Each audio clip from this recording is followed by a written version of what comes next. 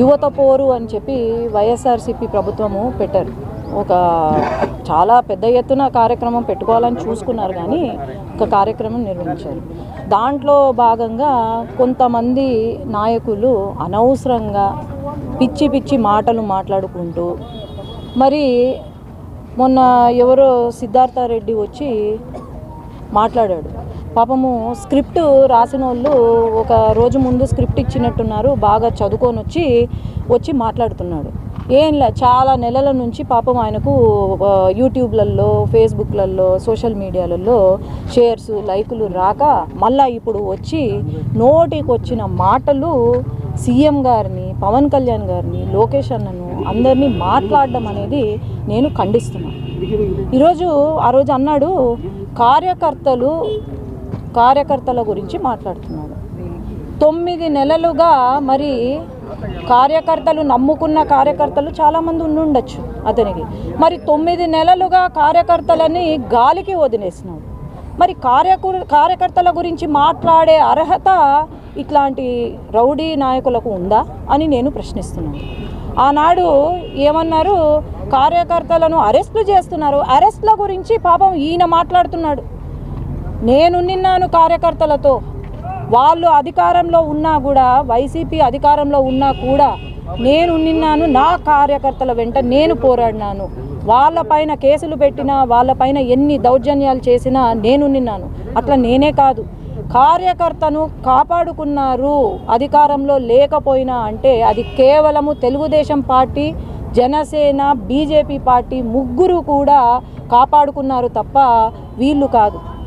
గెలవంగానే, మేము అధికారంలోకి రాగానే భయపడి పారిపోయే వాళ్ళు ఈరోజు కార్యకర్తల గురించి మాట్లాడుతున్నారు. మరి ఆనాడు నా పైన కేసులు వేసినప్పుడు లేదా, అక్క అని కూడా లేకుండా ఆ రోజు లోకల్ బాడీ ఎలక్షన్స్లో మేము గెలుస్తామని చెప్పి మా నాయకులను, తర్వాత సర్పంచ్ క్యాండిడేట్ని అందరినీ కిడ్నాప్ చేసి అనవసరంగా తప్పుడు కేసులు నా పైన పెట్టినప్పుడు కేసుల గురించి మరి మీరు మాట్లాడుతుంటే చాలా గమ్మత్తుగా ఉంది. ఎప్పుడైనా ఆలోచన చేయండి. ఏదో అంటున్నాడు ఫుల్ అని, ఏదో ఫుల్ బాటిల్ అని అలవాటైనట్టుంది వాడికి, ఫుల్ అని ఏదో డైలాగులు వేసినాడు. మరి ఎవరు మాట్లాడుతున్నారు దీని గురించి? మళ్ళా అంటారు అందరూ జగన్ గారు మళ్ళీ రావాలి అని అనుకుంటున్నారంట. ఎవరు అనుకుంటున్నారు నాయన జగన్ గారు మళ్ళీ రావాలని? అసలు మీరు నియోజకవర్గాల్లో ఉంటే కదా జగన్మోహన్ రెడ్డి మళ్ళా రావాలా వద్దా అని అనడానికి. దేనికి రావాలనుకుంటున్నారు? డ్రగ్స్ ఫుల్గా అంతా మొత్తము ఎక్కడ పడితే అక్కడ విచ్చలవిడిగా అమ్ముతూ ఉంటే దానికోసమా? కల్తీ మద్యము అమ్ముకుంటే లివర్లు చెడిపోయి అది ఎంతోమంది ప్రాణాలు పోతుంటే దానికోసమా మీరు కావాలనుకుంటున్నారు?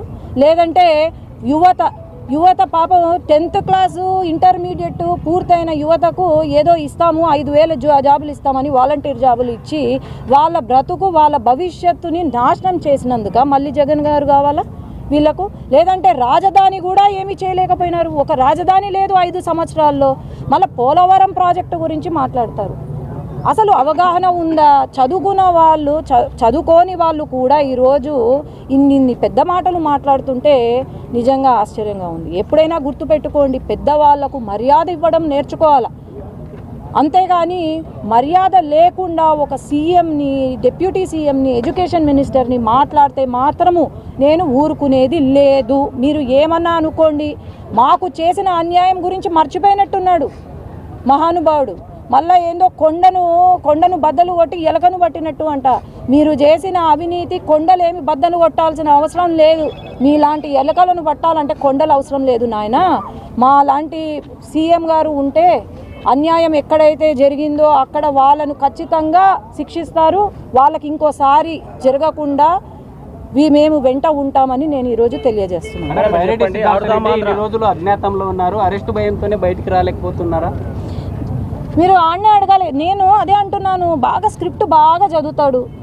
చదివితే సినిమాలలో ట్రై చేస్తే సినిమా అవకాశాలు అయితే బాగా వస్తాయి. కానీ ఎందుకు రాజకీయాలు? ఎందుకు స్క్రిప్ట్ చదివే వాళ్లకు, సోషల్ మీడియాలో హల్చల్ చేసుకునే వాళ్లకు ఎందుకు రాజకీయాలు? 9 నెలలుగా ఎక్కడా లేని నాయకులు ఈరోజు సడన్గా ఒకరోజు వచ్చి మా నాయకుడు మాకు న్యాయం, కేసులు అంటుంటే ఇంకా ఏమనుకోవాలి వాళ్ళను?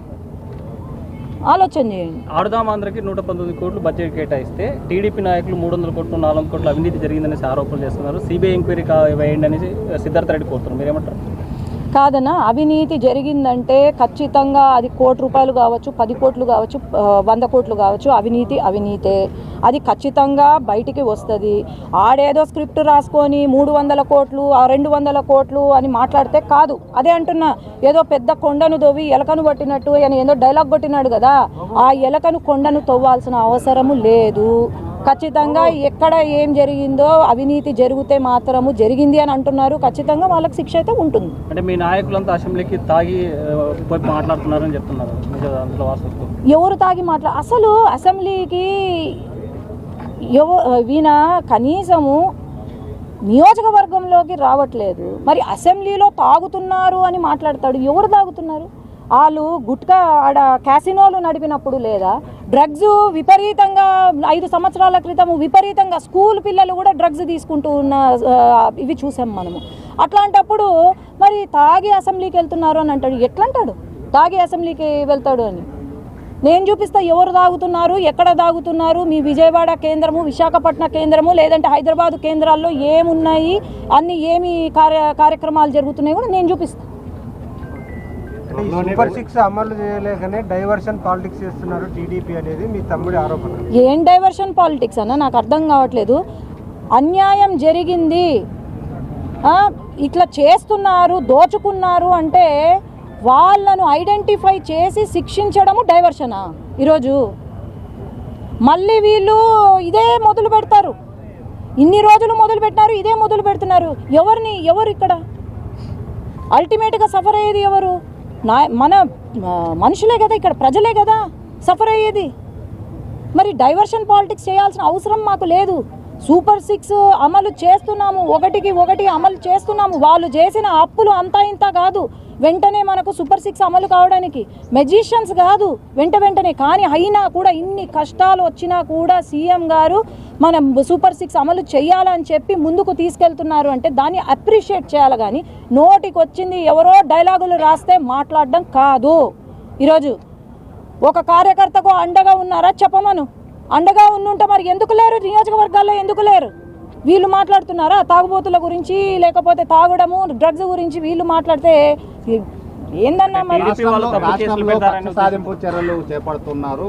కూటమి ప్రభుత్వం వచ్చిన తర్వాత అందరిని అరెస్టు చేయడము, రాజకీయ కక్ష పెట్టుకొని ఇలా చేస్తున్నారు అనేది ప్రతిపక్షం ఆరోపిస్తుంది. మరి నీకు ఒక ప్రశ్న, నువ్వు ఇది అడిగినావు కాబట్టి, నీ అమ్మను, మీ చెల్లిని, లేక మీ అమ్మనే అనుకో, ఎవరైనా ఏమన్నా అంటే నువ్వు ఊరుకుంటావా చెప్పు?